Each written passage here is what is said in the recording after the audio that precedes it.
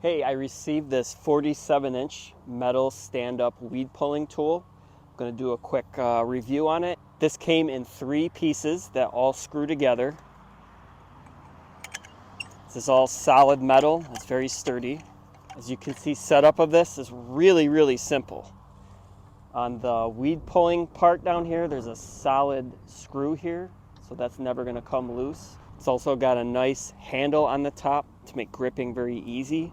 And with this being 47 inches, it's honestly like the perfect height to pluck out weeds without having to bend over. This is also only 3.1 pounds. It's very easy to pick up and use, and it is solid.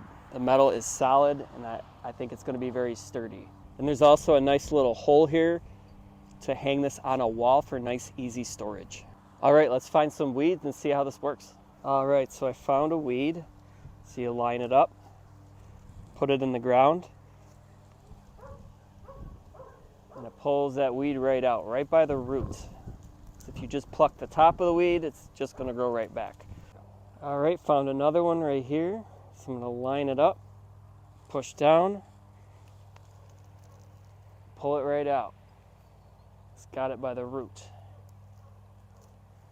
Nice big root right there that it pulled out.